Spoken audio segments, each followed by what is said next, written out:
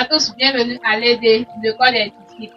Nous sommes au pied du Seigneur pour apprendre comme les disciples avec le Coran Hanazim Nezeria. Je vous souhaite une bonne méditation. Nous passons la parole à notre frère pour une bonne introduction. Shalom à tous. Shalom à tous ceux qui nous sont dans le monde entier. Bienvenue à l'EIDA, école des disciples. Nous sommes dans notre méditation et notre tête de base est Matthieu le chapitre 10, 40 à 42. Je passe la parole au frère pour la lecture. Je lis la parole. Celui qui vous reçoit, me reçoit. Et celui qui me reçoit, reçoit celui qui m'a envoyé. Celui qui reçoit un prophète en qualité de prophète recevra une récompense de prophète. Et celui qui reçoit un juste en qualité de juste recevra une récompense de juste. Alors, nous passons la parole au prophète afin de nous décortiquer ce passage. Shalom prophète. Shalom, shalom. Shalom à vous. J'espère que vous allez tous bien. Ça va très bien. Alors, avec la grâce du Père, nous sommes également là, c'est pour étudier. Parce que la parole a été claire et attend que les éternistes, un éterniste, c'est un disciple de l'Éternel, n'est-ce pas? Et cela nous a été déjà prophétisé dans le livre du prophète Ésaïe. Le chapitre 54, le verset 3, il nous dit: tous tes fils seront disciples de l'Éternel. Et grande sera la postérité de tes fils. Donc le verset nous dit: tous tes fils seront les disciples de l'Éternel. Tu comprends? Vous pouvez être mes fils spirituels, mais le verset dit: tous tes fils sont les disciples de l'Éternel. Donc nous sommes les éternistes. Ça va? On se comprend? Ça c'est déjà un premier point. Mais laissez-moi vous dire aussi que il y a des révélations du Seigneur qui n'est pas donné à tout le monde. Le Mashiach, quelqu'un a posé la question au Mashiach, il dit: mais pourquoi tu ne parles en parabole? Le Mashiach dit: vous, il vous a été donné de comprendre les mystères du royaume. D'accord? Mais à ceux-là, cela ne leur a pas été donné. On se comprend? Donc ce n'est pas tous les passages que les gens peuvent comprendre. Seuls ceux qui sont dans l'intimité du Seigneur, seuls les disciples de l'Éternel peuvent comprendre. Donc tous tes fils seront les disciples de l'Éternel. Alors regardez bien ce que la parole dit dans le livre d'Ésaïe, le chapitre 8, le verset 16. Notez. Ésaïe, le chapitre 8, le verset 16 nous dit: enveloppe cet oracle, scelle cette révélation parmi mes disciples. Dans le verset nous dit: il faut sceller. Sceller, ça veut dire coder ou fermer quelque chose. Et l'oracle, c'est la parole de l'Éternel. Et il faut sceller, enveloppe cet oracle, scelle cette révélation parmi mes disciples. C'est-à-dire, seuls les disciples peuvent comprendre de quoi il est question. On se comprend? Alors également, un disciple, c'est celui qui a l'oreille bien aiguisée pour comprendre. Il est aussi dit dans Ésaïe, le chapitre 50, le verset 4, qui nous dit: le Seigneur l'Éternel m'a donné une langue exercée, pour que je sache soutenir par la parole celui qui est abattu. Il éveille chaque matin, il éveille mon oreille pour que j'écoute comme écoutent les disciples. Donc les disciples, ce sont des personnes qui ont décidé de se soumettre à la doctrine de l'Éternel. Et il y a des révélations, uniquement ces révélations sont réservées aux disciples. Ceux-là peuvent comprendre. Ça va? Alors, c'est la même chose qui se trouve dans ce passage que vous venez de lire, notre test de base. Bon, vous avez lu dans la Bible chrétienne, mais moi je vais lire dans l'épée justicière, le chapitre 1109, le verset 45. Le Mashiach dit: celui qui accueille, qui reçoit un prophète parce qu'il est un prophète, recevra la même récompense du prophète lui-même. Et celui qui accueille un juste parce qu'il est juste, il recevra la récompense du juste lui-même. De quoi il est question? Le Mashiach dit: si tu as reçu un prophète en sa qualité de prophète, tu l'as écouté, tu l'as reçu, tu t'es soumis à ce qu'il dit, le Mashiach dit: la récompense qui est donnée à ce prophète-là te sera également partagée. Qu'est-ce que ça veut dire? Quand le Seigneur appelle et il mandate un prophète, le Seigneur donne une récompense liée au message que le prophète envoie dans le monde. Donc celui qui croira au message de ce prophète-là recevra justement la récompense que le Seigneur avait promis à ce prophète-là et à ceux-là qui suivront la parole de ce prophète. Et justement, c'est dans ce contexte-là que tous ceux qui croiront aux 3 témoins de l'Éternel recevront les récompenses que le Seigneur a données à chaque témoin qu'il envoie dans le monde. Donc ce passage nous précise que quand tu reçois un prophète, il faudrait d'abord que tu arrives à savoir et à déterminer ce prophète que je suis, quel est non seulement son message, et quelle est la récompense liée à son message. Qui fait que si tu crois en lui et que tu acceptes son message, alors tu recevras la récompense qui lui est accordée. Donc voilà ce que ce test-là veut dire. Shalom, prophète. Shalom, shalom. Alors, moi, ma question était le fait de savoir quelle était la récompense que Moïse avait quand il a reçu la Torah. Alors, la première question est de savoir, puisque le texte nous a dit, celui qui reçoit un prophète en sa qualité de prophète recevra la récompense du prophète. Donc, la question de la sœur est de savoir quelle était la récompense que Moïse a reçue de l'Éternel quand il a reçu la Torah, c'est ça? Alors, déjà, il faudrait aller voir quand Moshe a reçu la Torah, quand le Seigneur lui parlait en lui confiant le message, il faut déterminer qu'est-ce que le Seigneur lui a dit. Alors, il nous a dit dans le livre d'Exode, le chapitre 3, à partir du verset 8, l'Éternel dit, j'ai vu la souffrance de mon peuple, qui se trouve à l'Égypte, et je suis descendu pour délivrer. Exode, le chapitre 3, le verset 8. Alors voilà ce qui est écrit. Je suis descendu pour le délivrer de la main des Égyptiens, et pour le faire monter de ce pays dans un bon et vaste pays, un pays où coule le lait et le miel, dans les lieux qu'habitent les Cananéens, les Héviens, les Amoréens, les Phérésiens, les Héviens et les Ébousiens. Donc la première des choses, c'est que le Seigneur dit, il est descendu pour libérer les Israélites de la main des Égyptiens. Il est fait entrer dans la terre promise afin que ceux-là puissent recevoir la terre où coule le lait et le miel. C'est la première récompense. La récompense qui est accompagnée à la Torah de Moshe. Nous lisons un deuxième passage qui est dans Deutéronome, le chapitre 6, le verset 24 et 25. Il est écrit, l'Éternel nous a commandé de mettre en pratique toutes ces lois et de craindre l'Éternel notre Dieu, afin que nous fussions toujours heureux et qu'il nous conserva la vie comme il le fait aujourd'hui. Nous aurons de la justice en partage si nous mettons soigneusement en pratique tous ces commandements devant l'Éternel notre Dieu comme il nous l'a ordonné. Alors, le texte nous précise que l'Éternel a donné la Torah.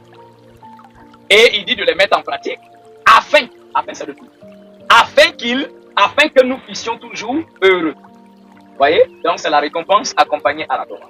Afin que nous soyons toujours heureux et que le Seigneur nous conserve la vie. Pour être des personnes justes sous ses yeux.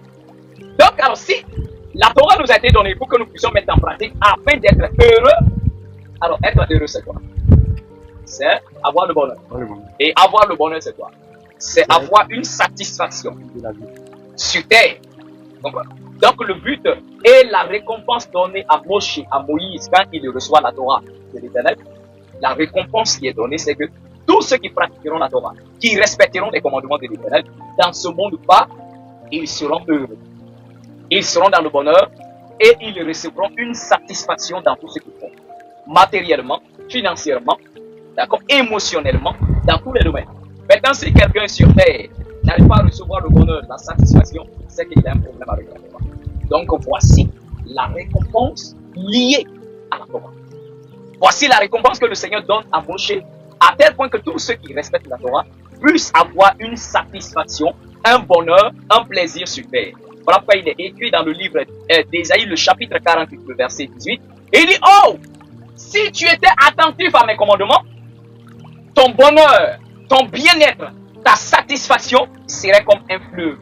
Et ta justice comme les flots de la mer. Donc, pour répondre à la question, la récompense liée à la Torah, à Moshe, le premier témoin qui a porté la Torah, c'est que tous ceux qui reçoivent la Torah et pratiquent recevront une satisfaction, une paix, une joie, un bonheur sur terre. Leur vie sur terre sera vraiment agréable. Donc, voici la récompense liée à la Torah que Moshe a reçue. Donc, celui qui reçoit Moshe, la Torah, alors la personne recevra le bonheur la satisfaction et bien sûr la grâce. Ok? Donc, il a une question. J'aimerais savoir, comme vous l'avez dit, ceux qui respectent la Torah, Oui. ceux qui respectent les commandements, auront la bénédiction. Et dans ce monde que nous vivons, il y a d'autres qui ne respectent pas la Torah, mais qui ont la bénédiction aussi qui compte sur eux. Moi, j'aimerais savoir d'où vient la bénédiction aussi. La parole dit que c'est la bénédiction de l'Éternel qui enrichit et ne la fait suivre qu'un chacun. Ce verset déjà peut déterminer que il y a une bénédiction qui vient de l'Éternel, mais aussi il y a une bénédiction qui peut venir même du diable. Il y a même une bénédiction qui peut venir des hommes. Un homme peut te bénir également. C'est-à-dire, si quelqu'un qui a besoin d'argent, un homme peut te donner d'argent. Si tu as donné l'argent, il t'a béni. Tu comprends? Satan aussi peut donner des bénédictions aux gens. Mais tout ce qui vient d'un homme peut être accompagné de chagrin. Parce qu'aujourd'hui, de nos jours, si quelqu'un te fait du bien, te donne quelque chose, en tout cas, c'est pas en vain. Il attend que tu fasses quelque chose. Quand le diable te donne aussi, parce que le diable disait au Mashiach, si tu te prosternes pour m'adorer, je te donnerai toute la gloire de ce monde, car cela m'a été donné et je donne à qui je veux. Mais le verset dit, c'est la bénédiction de l'Éternel qui enrichit, mais qui ne la fait suivre de chacun. Donc, ceux qui suivent l'Éternel et qui ont reçu une bénédiction, une satisfaction de ce monde, leur bénédiction est sans chagrin. Mais il peut arriver que des païens soient aussi bénis, qu'ils soient prospères. Mais ils ont utilisé leurs moyens à eux de recevoir la bénédiction. Mais cette bénédiction ne vient pas de l'Éternel. Mais dans ce contexte-là, les bénédictions qu'ils reçoivent, est accompagnées de chacun. Tu comprends? Il y a des bénédictions qu'on peut recevoir au bout des efforts parce qu'on a travaillé. Si tu ne travailles pas, tu ne manges pas. Donc il faut travailler. Donc il y a d'autres qui travaillent de toute leur force. Et quand ils finissent de travailler, ils ont une récompense. Donc ils sont bénis par l'activité qu'ils mènent. Mais aussi le diable peut passer dedans et tout détruire. Les causer des ennuis, les causer des problèmes. On se comprend? Une femme par exemple qui cherche du travail. Elle va dans une entreprise, on lui propose un poste.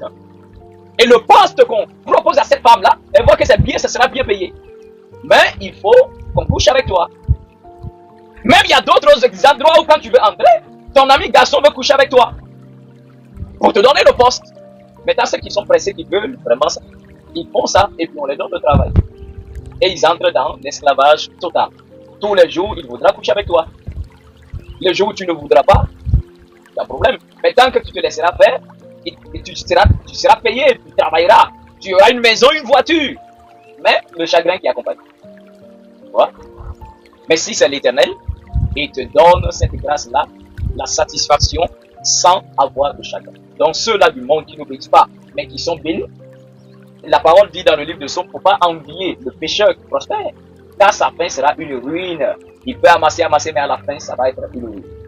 Voilà pourquoi la parole dit, si l'Éternel ne bâtit, celui qui bâtit, bâtit en vain. Si l'Éternel ne construit, celui qui construit, construit en vain. Donc tous ceux qui peuvent être bénis hors l'Éternel, la fin sera toujours catastrophique et ces bénédictions sont accompagnées de chacun.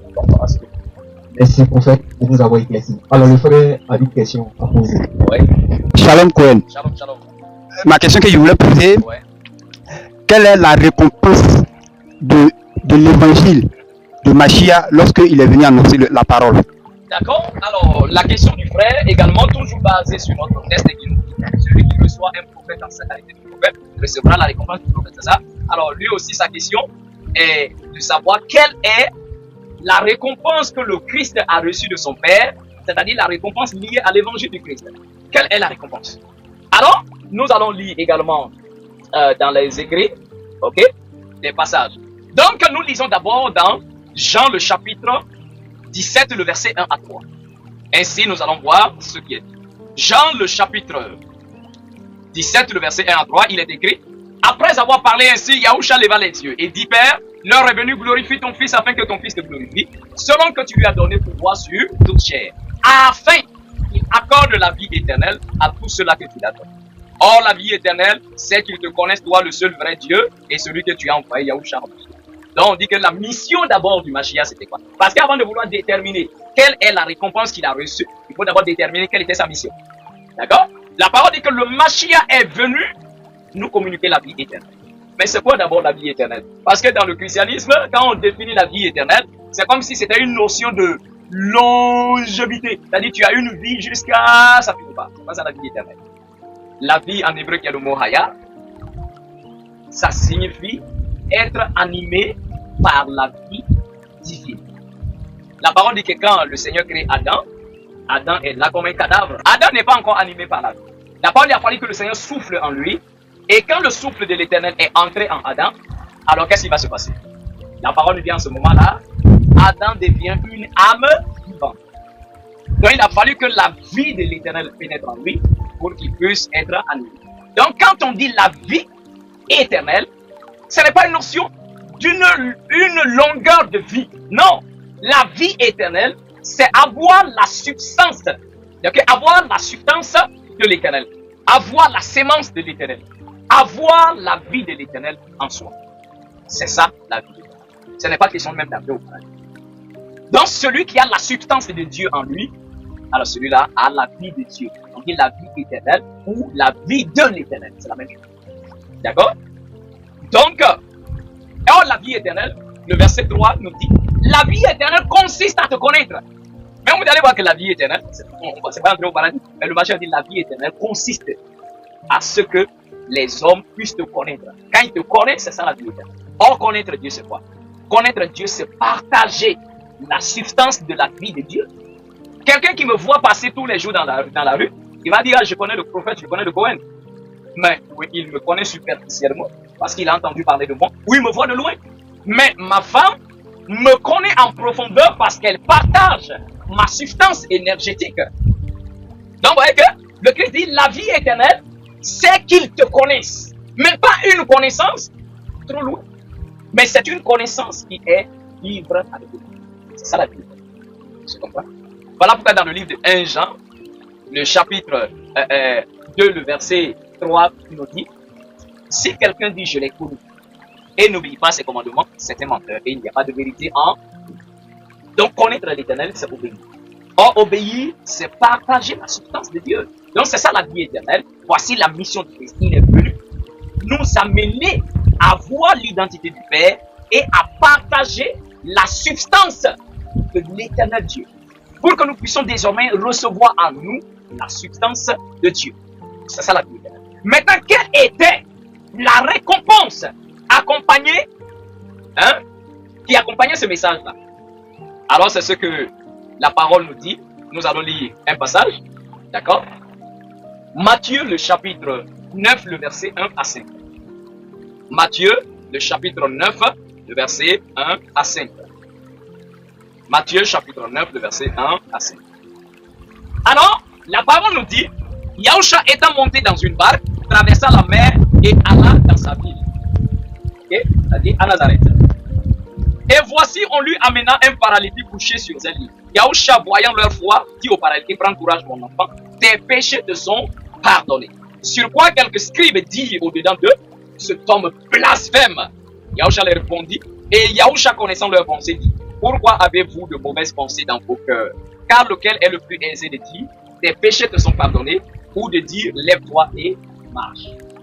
On se comprend? Donc dans le texte, Yahushua le Christ dévoile la récompense qui est accordée à son message. Le pardon des péchés. C'est ça. La récompense du Christ. La récompense liée à son message. Donc, quand il dit, mon fils, tes péchés te sont pardonnés, les gens disent, oh, blasphème. Pourquoi cet homme dit que les péchés sont pardonnés? Comment est-ce que lui peut pardonner les péchés? Le Machi a dit, mais afin que vous compreniez que moi, j'ai le pouvoir sur terre de pardonner les péchés des fois. Parce qu'avant le Christ, personne n'avait reçu cette récompense-là. Aucun prophète n'avait reçu la récompense de Dieu à tel point qu'il puisse pardonner les péchés des hommes sur terre. Même Moshe qui a reçu la Torah, Moshe ne pouvait pas pardonner les péchés. Mais ceux qui suivaient la Torah, donc ils recevaient le message et la récompense de la Torah de Moshe qui est une vie tranquille dans ce monde, une vie de satisfaction ici. Oui. Pardonner les péchés, c'est de guérir les malades, les aveugles, les paralytiques, tout cela. Non, pardonner les péchés, ce n'est pas de guérir forcément. Mais ici, dans ce contexte, quand il dit tes péchés te sont pardonnés et il guérit la personne, c'est que la maladie de la personne était liée à un péché qu'il a fait. Donc quand il dit tes péchés te sont pardonnés et en guérissant la personne, c'est que le péché de la personne est lié à la maladie. Donc il a commis un péché qui fait en sorte qu'il puisse naître ou soit qu'il puisse être malade. Il y a d'autres qui peuvent arriver qu'il qu'il soit malade naturellement. Il y a d'autres, ils sont malades à cause d'un péché. Mais lui précisément, il était malade à cause de son péché. Donc il faut d'abord qu'on lui pardonne ses péchés pour que les conséquences de ce péché qui est la maladie là quittent. Tu comprends? Donc le pardon des péchés c'est quelque chose de part à part. Donc quelqu'un peut ne pas être malade, mais il est malade dans l'âme, il est un pécheur. Donc quand il rencontre le Christ pardonne ses péchés. Donc la récompense liée au message du Christ, quand il dit celui qui reçoit un prophète, en sa qualité de prophète, reçoit la récompense du prophète. Quelqu'un qui a reçu le Mashiach, comme le prophète, le deuxième témoin de l'Éternel, reçoit le pardon des péchés. C'est la récompense que le Seigneur a accordée au Mashiach. Et voilà pourquoi dans l'épée justicière, le chapitre 1105, à partir du verset 49, le Mashiach commence à prêcher, dit « Repentez-vous et croyez à l'évangile et je vous accorderai la rémission de vos péchés. » Également l'épée justicière, le chapitre 1139, le verset 36, quand il envoie ses disciples pour annoncer la parole, il dit « Baptisez ceux qui croient. Ceux qui se repentent, bénissez-les et oignez-les et offrez de plus oblations de fruits de la terre que je vous ai désigné en mémoire de moi. » Donc le Mashiach a dit, ceux qui croient, leurs péchés seront pardonnés. Mais ceux qui ne croient pas, leurs péchés restent secrets. Donc pour répondre à la question, frère, la récompense du Mashiach, la récompense que son Père lui a donnée, qui est liée à son message, c'est le pardon des péchés. Tu comprends? Donc tout comme Moshe ne pouvait pas pardonner les péchés, seul le Christ qui a reçu son message a reçu cette récompense-là de pardonner les péchés des hommes. Donc alors voilà ce que je pouvais dire par rapport à ta question. Okay. Le frère Kalidia a une question à poser. D'accord. Moi, ma question, c'est à l'heure actuelle. À l'heure actuelle. Pour les éternistes, Oui. quelle est leur récompense au travers de votre message? D'accord. Donc la question du frère est de savoir, puisque dans la notion d'éternisme, on parle toujours de l'histoire des trois témoins, qui sont les trois messagers. Donc le frère pose la question, à l'heure actuelle, de nos jours, si quelqu'un suit le troisième témoin, le prophète envoyé, alors quelle est la récompense que Dieu a donnée à ce prophète-là, à tel point que celui qui croit en son message et qui le suit puisse aussi recevoir la récompense. Donc quelle est la récompense? Voilà, du troisième témoin, c'est ça? D'accord, il n'y a aucun souci. Donc nous allons aller dans le livre de 1 Pierre, le chapitre 4, le verset 17. 1 Pierre, le chapitre 4, le verset 17. Alors il est écrit, c'est le moment où le jugement va commencer par la maison de Dieu. Or si c'est par nous qu'il commence, quelle sera la fin de ceux qui n'obéissent pas à l'évangile de Dieu? Verset 18. Et si le juste se sauve avec peine, que deviendront l'impie et le pécheur? Alors, vous avez compris ce qui est écrit? Le verset dit, c'est l'heure où le jugement de Dieu doit commencer. Mais dans la maison de Dieu. Ça va? Donc, ceux qui ont reçu l'évangile du Christ, ils ont reçu la récompense du Christ, qui est le pardon des péchés. Mais quand on est pardonné de ses péchés, ça ne veut pas dire qu'on rentre au paradis. On se comprend? Ça ne veut pas dire qu'on rentre au paradis. On peut pardonner quelqu'un, mais la personne est privée de son droit du départ. Je prends un exemple. Si tu vis avec une femme frère, d'accord? La femme avec qui tu vis, tu lui fais tellement confiance, tu décides de voyager. Et tu lui laisses la clé de ta maison. Tu voyages. On t'appelle que, la femme a pris tes affaires, tout ce qui était dans la maison est là. Donc tu reviens de ton voyage. À travers les investigations, on attrape la femme, on la met en prison. Donc toi tu viens à cause de la vie que vous avez partagée ensemble, tu décides de lui accorder ton pardon. Donc tu la libères de la prison, en lui accordant ton pardon bien sûr. Mais malgré que tu lui as pardonné, il y a quelque chose que je crois que tu ne le feras pas. Et c'est quoi? Donc je crois que tu n'accepteras plus vivre avec elle. Parce que tu te diras sûrement que je ne dois pas cohabiter avec une voleuse. D'accord? Alors donc, mais tu vois que pourtant tu lui as pardonné. Justement, c'est parce que tu lui as pardonné que tu l'as libéré de la prison. Mais pour autant, tu ne vas plus faire confiance à cette femme-là pour la remettre dans sa position. Elle n'entrera plus dans ta maison. On se comprend? Mais pourtant, tu lui as pardonné. Donc, quand le péché est entré dans le monde, qu'est-ce que le Seigneur fait? À cause du péché, il fait sortir Adam du paradis du jardin. Il les fait sortir. On se comprend? Maintenant, quand le Mashiach qui vient avec sa récompense, qui est de pardonner les péchés, oui, il pardonne les péchés. Maintenant, quand il finit de pardonner les péchés, il y a un travail qui est effectué. C'est ce qu'on appelle le jugement. Parce que quand le Mashiach pardonne les péchés, il y a quand même un temps que tu vis sur terre. Et durant le temps que tu vivras sur terre, tu dois passer un jugement. Et c'est après le jugement, quand on voit que tu es admis dans le jugement, alors tu pourras entrer au paradis, tu pourras retourner à la maison du Père. Alors, 1 Pierre, le chapitre 4, le verset 17 nous dit, c'est le moment où le jugement de Dieu va commencer, mais surtout commence par la maison de Dieu. Mais l'apôtre Pierre, qui était même le bras droit du Christ, l'apôtre Pierre dit, mais oui, on a reçu le Christ, il a pardonné le péché, mais on doit passer un jugement. On doit passer un jugement.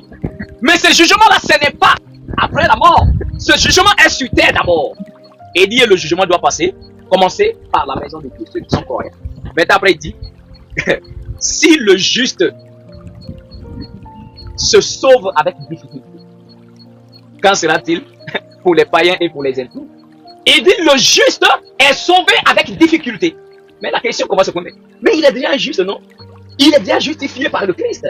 Mais s'il est justifié déjà par le Christ, étant un homme juste, mais quel jugement encore il doit traverser?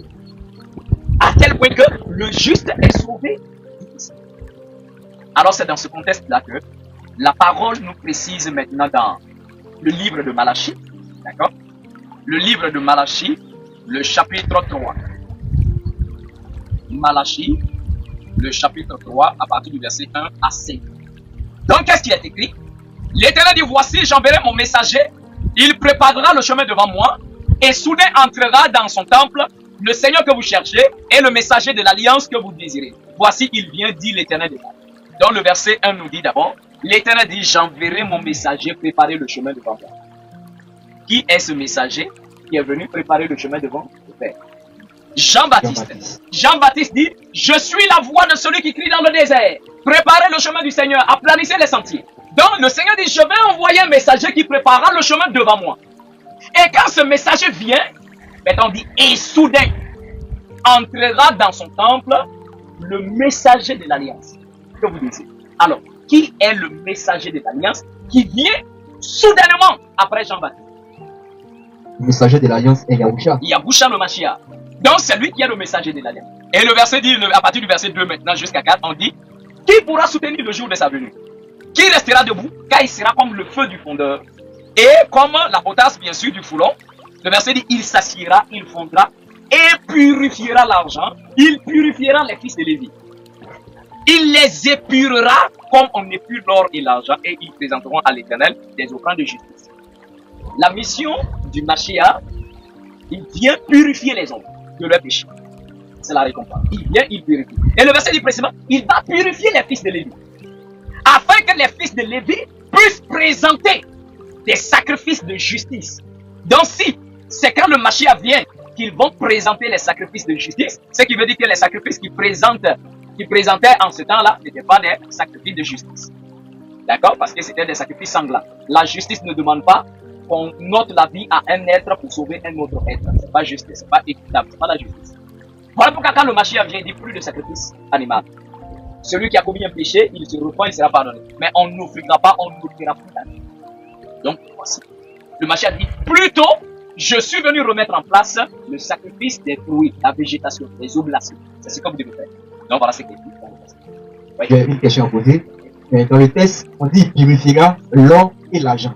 Donc j'aimerais savoir quel argent il a purifié aussi. Quand on dit il purifiera l'or et l'argent, on ne parle pas de l'or physique et de l'argent. Mais on parle de deux catégories de personnes. L'or est représenté par les Lévites. D'accord? Et l'or et l'argent, c'est les Lévites et les sacrificateurs. C'est-à-dire les Lévites, c'est tous ceux qui sont de la tribu de Lévi. Mais parmi les Lévites, il y a les sacrificateurs. Parce que tous les Lévites ne faisaient pas de sacrifices. Donc parmi la tribu de Lévi, eux tous s'occupent du temple. Mais il y a un groupe de Lévites, spécialement le Seigneur a choisi. Eux, c'est eux qui devaient faire les sacrifices. Donc c'est ceux-là qui sont représentés comme l'or et l'argent qui doivent épurer, purifier. Okay? Voilà pourquoi le verset dit, il purifiera l'argent, il purifiera les fils de Lévi. Il les épurera comme on épure l'or et l'argent. Voilà. Donc il dit, et ils vont présenter à l'Éternel des sacrifices de justice. Donc ça c'est la mission du Christ avec la récompense qui est le pardon de Dieu. Maintenant, le verset 5 dit maintenant, l'Éternel va dire, je m'approcherai de vous pour le jugement. Donc n'oubliez pas 1 Pierre chapitre 4, le verset 17 qui dit, l'heure vient, l'heure est déjà là, où le jugement doit commencer par la maison de Dieu. Donc Dieu doit juger maintenant sa maison. Dieu doit juger maintenant son peuple, ainsi que les païens. Mais le jugement commence d'abord par la maison. On se comprend? Maintenant, voilà pourquoi Malachie dit, le Seigneur dit, quand Jean-Baptiste vient, il prépare le chemin, le Christ vient, il va épurer les fils de Lévi. Maintenant, il dit, je m'approcherai de vous maintenant pour le jugement. Ça va? Il dit, et je me hâterai de témoigner contre les enchanteurs, les adultères, contre ceux qui jurent faussement, contre ceux qui retiennent le salaire du mercenaire, qui oppriment la veuve et l'orphelin, et qui font du tort à l'étranger, en un mot, tous ceux qui ne me craignent pas. Dans le verset précise que l'Éternel dit, il va venir pour exercer le jugement. Et ce jugement, l'Éternel qui doit venir, il est en esprit. On a même vu dans la parabole du vigneron, je vous laisserai aller voir ça après. Dans la parabole du vigneron, après la mort du fils, qu'est-ce qui se passe? Le verset dit, le propriétaire de la vigne qui est l'Éternel, lui-même viendra pour juger les vignerons. Et c'est ça. Donc l'Éternel vient pour juger les habitants de la terre après l'œuvre du Christ. Donc, mais l'Éternel est esprit. Comment va-t-il venir et puis exercer ce travail-là de jugement et de témoignage contre les hommes? Donc, il s'incarne. Voilà pourquoi l'évangile du jugement, le troisième témoignage de l'Éternel, consiste à avoir la foi dans l'incarnation de l'Éternel après la mort de son fils pour exercer un jugement. Ça va? Donc ça, c'est la mission. Donc le message du Cohen, Anazinézeria, le troisième témoin, est que l'Éternel, le Tout-Puissant, l'a choisi comme prophète et l'a mandaté, et l'Éternel s'est incarné en lui afin de qu'il puisse, lui, l'Éternel, exercer son jugement sur terre. Donc le Cohen Anazinézeria devient tout simplement un prophète, mais un perroquet de l'Éternel. Un porte-parole de l'Éternel. Celui en qui l'Éternel s'incarne pour pouvoir faire son travail. Donc ce n'est pas le Cohen lui-même qui fait le travail en tant que tel. C'est l'Éternel qui est incarné en lui, qui exerce son jugement face au monde et qui témoigne contre les autres. Maintenant, le message là, qui est l'évangile du jugement, comme cela est bien précisé dans Apocalypse, le chapitre 14, le verset 6 nous dit, l'ange était au milieu du ciel avec un évangile éternel à prêcher au peuple. Donc après l'évangile du Christ, il y a l'évangile éternel qui est l'évangile du jugement. Maintenant, ceux qui croient à l'évangile du jugement, quelle est la récompense qui leur est accordée? C'était ça la question du frère. Alors je lis un passage qui est dans le livre, bien sûr, de l'épée justicière. Voilà, ça va? L'épée justicière, le chapitre 1365, nous lisons à partir du verset 8. Voilà ce qui est écrit. Par ton avènement, comme le troisième témoin, c'est ainsi qu'ils reconnaîtront que l'Éternel, souverain, est le plus juste dans tous ses jugements et dans toutes ses actions. Et ils reconnaîtront qu'il a été véritable contre eux. Écris pour toi toutes ces paroles que je te déclare en ce jour, car je connais leur rébellion et leur nuque raide. Le souverain éternel suscitera de toi un nouveau peuple à qui il donnera la nouvelle terre débordant de lait et de miel. Ils mangeront et seront rassasiés. Par ton avènement, j'établirai la dernière des trois alliances de l'humanité. En ces jours-là, je traiterai une alliance avec la terre entière. Donc, dans ce verset, la récompense, mon frère, accordée au Cohen Anazinézeria. Parce que le Mashiach dit celui qui reçoit un prophète en sa qualité de prophète recevra la récompense du prophète. Donc la récompense que le Seigneur donne à un prophète, si tu reçois ce prophète-là, la récompense-là est aussi partagée. Donc la récompense du Cohen Anazinézeria, le Seigneur dit, par ton avènement sur terre, comme le troisième témoin, alors le Seigneur dit, je vais susciter à partir de toi un nouveau peuple sur terre. Et ce nouveau peuple-là, je leur donnerai la nouvelle terre, la nouvelle Jérusalem, pour le lait et le miel. Et il nous a dit, je vais également traiter avec eux la troisième alliance, la dernière des trois alliances. Donc, la récompense donnée au Cohen Anazinézeria, tous ceux qui croient en son message, ils auront désormais la grâce à Dieu. Mais je répète bien, le Mashiach n'a jamais amené quelqu'un au paradis. Le Mashiach, la récompense du Mashiach n'était pas de conduire quelqu'un au paradis. La récompense du Mashiach, c'était de pardonner les péchés. D'accord? Moshe ne pouvait pas pardonner les péchés parce que ce n'était pas la récompense donnée à son message. Il ne pouvait pas pardonner les péchés. Et le Mashiach ne peut pas faire entrer quelqu'un au paradis Parce que c'est pas dans sa récompense. Lui, il pardonne les péchés. Tu comprends? Alors, nous allons lire un autre passage. Alors, nous lisons l'épée justicière, le chapitre 1365, et nous lisons à partir du verset 28. Il est écrit, le souverain éternel me dit, parlez et proclamez aux fils des hommes en disant, retournez de vos mauvaises voies. D'accord? Et abandonnez vos mauvaises œuvres, et vous serez du nombre des rachetés de la nouvelle terre. D'accord?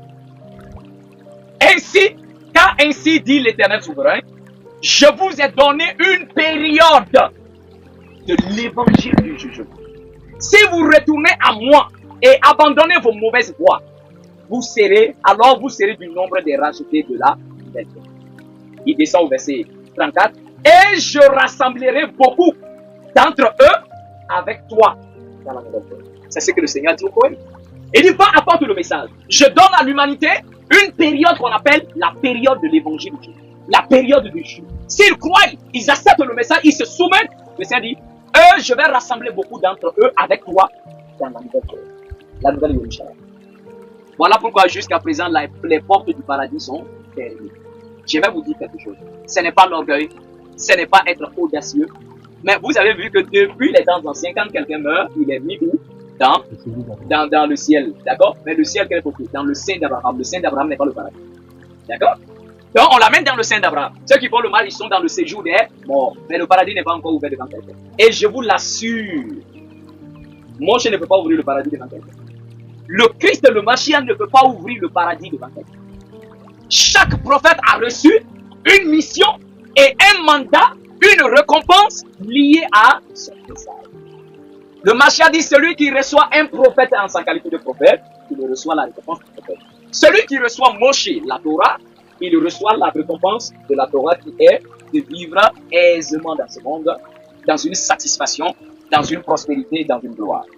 Et celui qui accepte le Mashiach et croit en son message, il a ses péchés pardonnés. Et quand ses péchés sont pardonnés, maintenant celui qui reçoit le troisième témoin, donc en ce moment, la personne reçoit la récompense liée au troisième témoignage qui est faire maintenant entrer les hommes dans la terre, dans le paradis.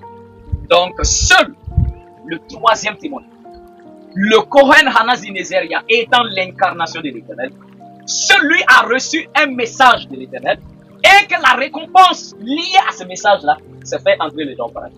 Donc même le Mashiach n'a pas le pouvoir d'ouvrir la porte du paradis devant quelqu'un. Seul le troisième témoin ouvre la porte du paradis. Merci beaucoup pour la question. Merci beaucoup pour l'éclaircissement. Moi, j'ai une question à poser concernant le Mashiach. Parce qu'on nous a dit que le Mashiach reviendra. Oui.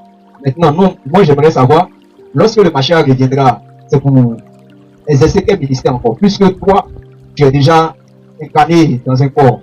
Donc, j'aimerais savoir la mission du Mashiach lorsqu'il reviendra. Le Mashiach est le centre de tout. Ok? Le Mashiach est le centre de tout. Il est l'héritier du monde. Donc, dans ce contexte, intervient maintenant la parabole du vigneron. Dans la parabole du vigneron qu'on trouve dans Marc, on va lire ensemble pour que vous puissiez comprendre. D'accord? Marc, le chapitre 12, et nous lisons à partir du verset 1. Ici, on nous parle de la parabole du vigneron. On dit, un monsieur a planté une vigne, il a conquis des vignerons et il est parti en voyage. Au temps des récoltes, il a envoyé des serviteurs vers les vignerons pour recevoir sa vigne. N'est-ce pas? Et la parole nous dit que les vignerons méchants ont insulté, outragé, maltraité les serviteurs qui sont Marc chapitre 1, verset 1 à 9. Maintenant, le verset dit, qu'est-ce qui va se passer? Quand ils ont maltraité les serviteurs que le maître de la vigne a envoyé, après il s'est dit, bon, j'ai mon seul fils que j'aime bien, je vais leur envoyer mon fils. Peut-être, ils vont respecter mon fils. Et quand le fils arrive, il dit, oh, voici l'héritier. Tuons-le afin que son héritage soit à lui. Tu comprends? Et dès qu'il voit le fils, il l'attrape, il le tue, il jette son corps hors de la vie. Maintenant, le verset 9 dit quoi? Le verset 9 dit, maintenant, que fera le maître de la vigne? La première réponse est que il viendra. Ah, il viendra. Il fera périr les vignerons et donnera la vigne à d'autres qui rendront le fruit en son temps. Ça va, on se comprend. Mais qui est le maître de la vigne? C'est le Père créateur, l'Éternel qui est le maître de la vigne. La vigne en elle-même, c'est quoi? C'est la terre entière. Les vignerons sont qui? Ce sont les hommes. D'accord? Les serviteurs qu'il envoie pour recevoir la vie, ce sont les prophètes. Ésaïe, Jérémie, Ézéchiel, on a maltraité certains, on a tué d'autres. Après, il s'est dit, je vais leur envoyer mon fils. Le fils, c'est qui? Le Mashiach. Il voit le fils, il attrape, il le tue. Quand on tue le fils, que fera maintenant le maître de la vigne qui est l'Éternel? Le verset 9 est clair. Le verset 9 dit, le maître de la vigne viendra. C'est ce qu'on n'a jamais dit aux chrétiens. On n'a jamais dit aux chrétiens que repentez-vous parce que Dieu vient. Ah, c'était ça même, le message même du Christ, l'évangile du Christ. Le Christ dit, repentez-vous car le royaume des cieux est proche. Quand on dit proche, ça veut dire ça vient. Repentez-vous car c'est proche. Jean-Baptiste dit, repentez-vous car le royaume est proche. Le Christ, à tel point, il choisit même 12 disciples. Il les envoie prêcher. Il dit allez prêcher. Dites aux gens de se repentir car le royaume est proche. Le Christ n'a jamais amené le royaume. Mais il a prédit que le royaume est proche. Mais quel est ce royaume-là? Le royaume, c'est la venue du roi. Ici-bas. Afin d'exercer un jugement. Oh, si tu ne t'es pas repenti et que lui vient, ça sera dangereux pour toi. Donc, le Mashiach, on dit il doit revenir. Il doit revenir. Il a dit en ce jour-là, je vous dirai combien vous l'heure. Il est venu pour la première fois, on a dit. Et les vignerons ont pris son héritage. Donc son père doit s'incarner dans un corps, juger les méchants, juger les hommes. Et après ça, il va récupérer la vigne dans la main des vignerons qui ne sont pas dignes et il donnera à d'autres. Mais quand on dit enlever la vigne dans la main des vignerons, des méchants et de les donner à d'autres, ça veut dire que ce n'est pas encore la fin ici.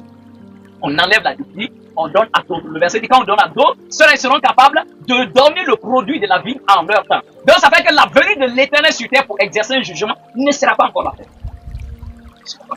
Et maintenant, pour répondre clairement à la question, nous allons partir dans Apocalypse le chapitre 14. Dans Apocalypse le chapitre 14 là, à partir maintenant du verset 6 au verset 8, on nous dit que le verset 6 que un ange est volé au milieu du ciel ayant un évangile éternel à annoncer aux habitants de la terre. Ce qui est l'évangile du jugement, d'accord? Voilà, qui est divisé en 3 parties. Ça y est dans le texte. Donc la première partie de l'évangile du jugement qui est demander aux hommes de revenir à l'adoration authentique de l'éternel. La deuxième partie du message est elle est tombée, Babylone la grande. D'accord? Et la troisième partie de cet évangile est ne recevez pas la marque de la bête, l'antichrist. Quand quelqu'un reçoit la marque de la bête, alors en ce moment-là, il boira la coupe de la colère de l'Éternel. Ça va? Maintenant, le verset dit, nous descendons au verset 14. Je regardais et voici, il y avait une nuée blanche. Et sur la nuée était assis quelqu'un qui ressemblait à un fils de l'homme. Ok? Ayant sur sa tête une couronne d'or et dans sa main une faucille tranchante. Et un autre ange sorti du temple criait d'une voix forte à celui qui était assis sur la nuée. Lance ta faucille et moissonne, car l'heure de moissonner est venue et la moisson de la terre est mûre. Et celui qui était assis sur la nuée jeta la faucille sur la terre et la terre fut moissonnée. Celui qui est assis sur la nuée qui ressemble à un fils de l'homme là, le Mashiach. Donc il doit récolter. On se comprend? Et le Mashiach reviendra pour le millénium. C'est-à-dire, quand on finit de prêcher l'évangile du jugement et que le Kohen Hanazir, Nézéria aura fini de prêcher son message et que par le Kohen Hanazir, le Seigneur aura jugé les hommes.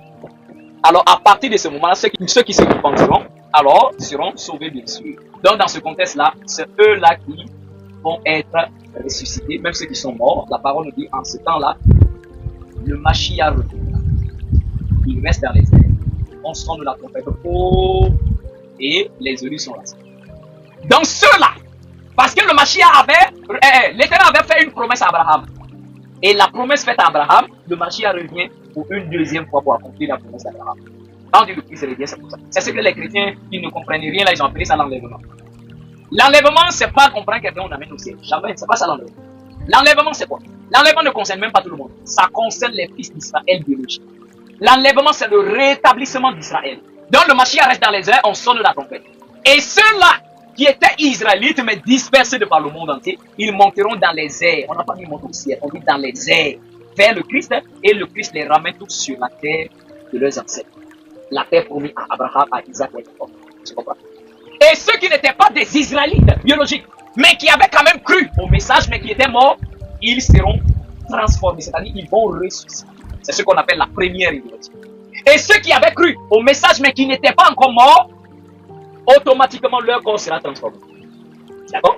Ils recevront un corps transformé. C'est ce qu'on appelle l'immortalité. Ils seront dans l'immortalité. Alors que ceux qui n'ont pas cru n'auront pas un corps transformé. Et ceux même qui n'ont pas cru qu'ils sont morts ne pourront pas ressusciter. Seuls les croyants seront ressuscités, ceux qui sont morts dessus, et ceux qui seront vivants recevront un corps immortel. Donc le Mashiach viendra restaurer Israël, qui est du Cameroun au Congo jusqu'à l'Afrique du Sud. Le Mashiach vient restaurer Israël, et à partir de là, il vit avec les hommes durant 1000 ans. Après le millénium, le Christ repart au ciel. Dans ce moment-là, quelle est la place du Cohen dans ce moment? Dans ce contexte-là, nous serons encore toujours là. Et tous ceux qui sont les élus, tous ceux qui ont cru au Mashiach, qui ont reçu un corps immortel, seront sur terre. Et le message continuera toujours à être prêché. Maintenant, à la fin, c'est là que le Mashiach reviendra pour la troisième fois. Mais cette fois-ci, il vient comme le feu. Ça, c'est pour tout détruire. Donc, quand il vient, pouf, toute la terre est consumée. Tout le monde, les prophètes, les croyants, tout le monde retourne au néant. Quand le Mashiach vient, tout est consumé. Quand tout est consumé, lui-même est consumé. Le Mashiach lui-même retourne au néant. Les anges retournent au néant. Tout le monde disparaît. Seul Yahuwah le Père éternel, lui seul, restera. Lui seul. D'accord? Et là, en ce moment, la durée qui va être effectuée, ça sera 45 ans, c'est-à-dire 7 semaines.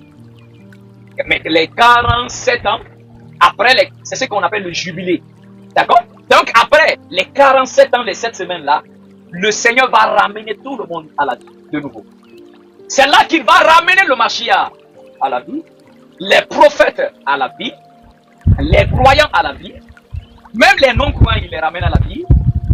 Et les démons sont ramenés, Satan est ramené, Lucifer est ramené, tout le monde se fait. Les animaux aussi reviennent à la vie. Les plantes reviennent à la vie, toute la création revient à la vie. Maintenant, le trône du Seigneur est dressé. Et quand le trône du Seigneur est dressé, alors tout le monde se tient. Il y a 3 tribunaux, comme le Seigneur l'a démontré à Abraham. Les 3 tribunaux sont dressés.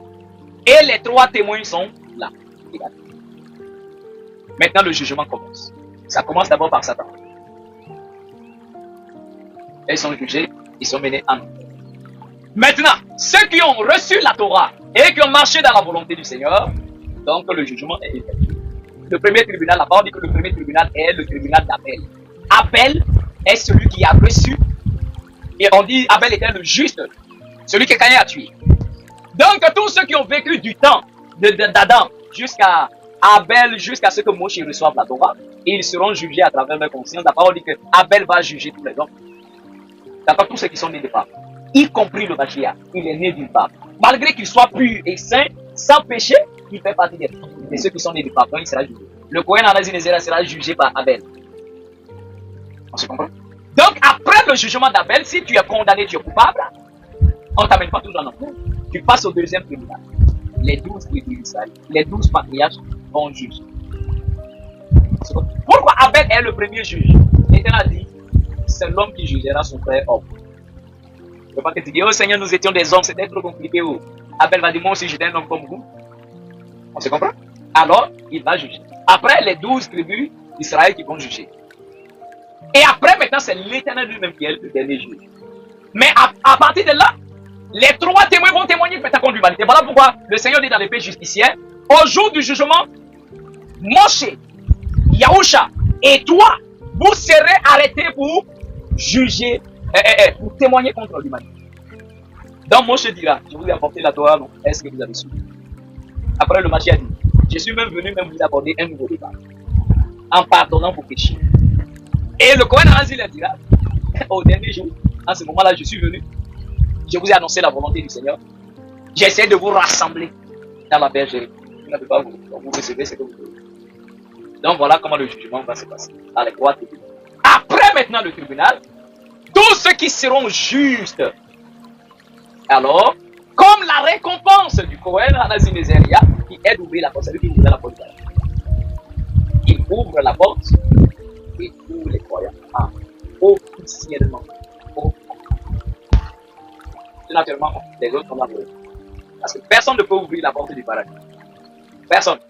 Ceux qui meurent, ils vont dans le sein d'Abraham. C'est le lieu du repos. Mais entrer au paradis là-bas, c'est officiel.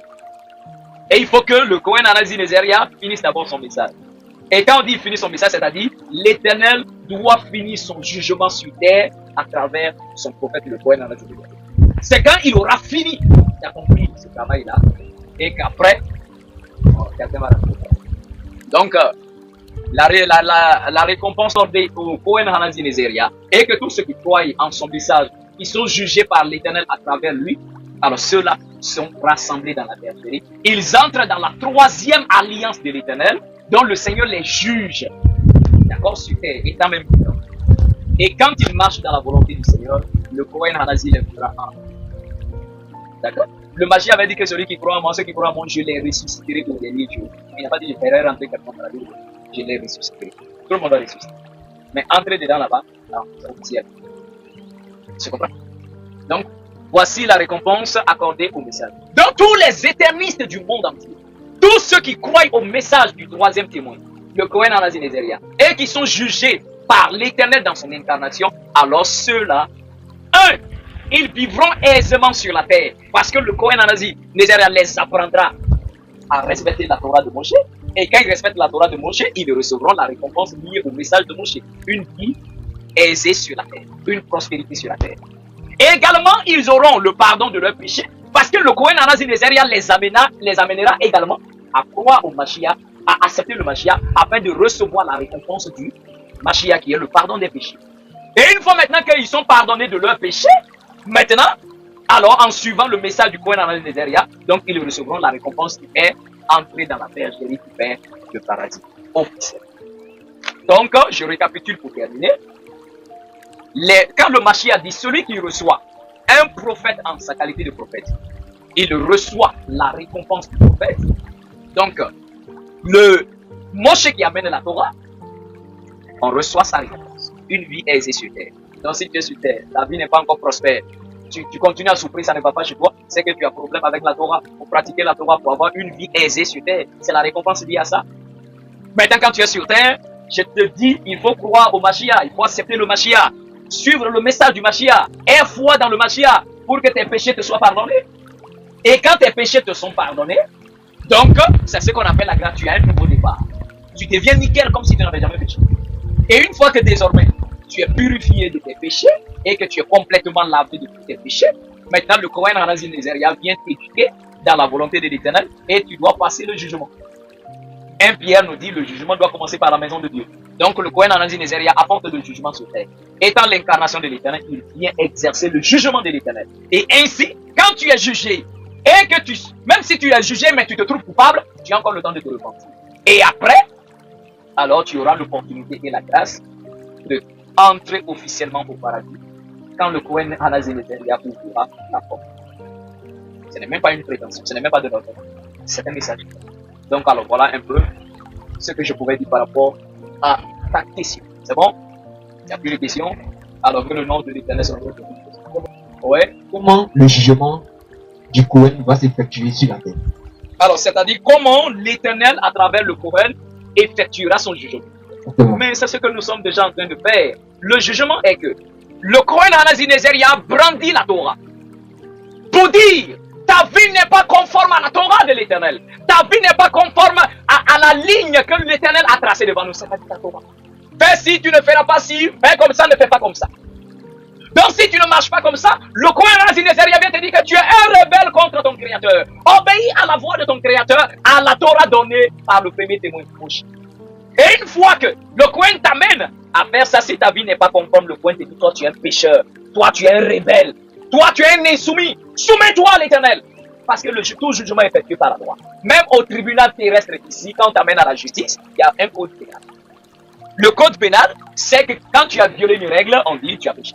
Le péché, c'est quoi? 1 Jean chapitre 3, le verset 4 dit, quiconque pêche transgresse la loi. Car le péché est la transgression de la loi. L'Éternel ne peut pas te juger à travers autre chose, il te juge sur la base de sa parole. Donc le Cohen Anasi Nézeria, étant l'incarnation de l'Éternel, exerce le jugement quand il voit que ta vie n'est pas conforme à la Torah de l'Éternel. Le message de l'Éternel dit, toi tu es un brigand. Toi tu es un pécheur. Toi tu es un rebelle contre ton Créateur. Soumets-toi à la loi. Et quand tu te soumets, alors tu recevras la récompense même liée à ça. Et après, quand le Cohen voit que ta foi dans le Christ n'est pas le véritable Christ, tu es en danger parce que tes péchés ne sont pas pardonnés. Comme les chrétiens, ils n'ont aucun péché pardonné parce qu'ils ne croient pas au véritable Christ et ils croient à Jésus qu'on a fabriqué pour les donner. Aucun chrétien ne peut recevoir la récompense du vrai Christ qui est le pardon des péchés parce que eux, ils ne croient pas au Christ. On croit au véritable Christ. Et le message central même du Christ qui est venu, il est venu nous apporter, nous demande de pratiquer la loi, mais il envoie un plus. C'est-à-dire, quand on dit un plus, c'est-à-dire qu'il va en profondeur. Et il nous dit qu'il n'y a plus de sacrifice animal. Et tu ne dois plus tuer un être pour le manger. Tu ne dois plus tuer un être pour le manger. Si ta vie n'est pas conforme, le point d'arrêt de Dieu, reviens au Mashiach. Si tu es dans un faux enseignement concernant le salut par le sang, le point d'arrêt dit Nézère, il dit c'est tout. On n'est pas sauvé par le sang, on est sauvé par l'obéissance au message. Donc, crois au Mashiach véritable. C'est pas ce PD-là que l'Occident a fabriqué pour donner aux gens. Leur Jésus, sans que ni tête. Et maintenant, le Kohen Nézère, il te dit, mais attention, reviens à l'adoration authentique de l'Éternel par la Torah. Mais attention, Babylone doit tomber, comme on l'a vu dans l'Apocalypse. C'est ça. Babylone doit tomber, elle est tombée. Le Vatican doit tomber. Le christianisme doit tomber. L'islam, toutes ces religions doivent tomber. C'est la Babylone. Et après, il dit attention, ne reçois pas la marque de la bête. Quelles que soient les difficultés, quelle que soit la persécution, n'entre pas dans le système de l'antichrist pour te détourner de l'Éternel. Donc voici le jugement que tu fais. Et par fini, le Coran appelle tout le monde à rentrer dans la bergerie de l'Éternel en se soumettant au Seigneur. Voici comment le jugement s'est fait. Bon? Merci beaucoup, Cohen.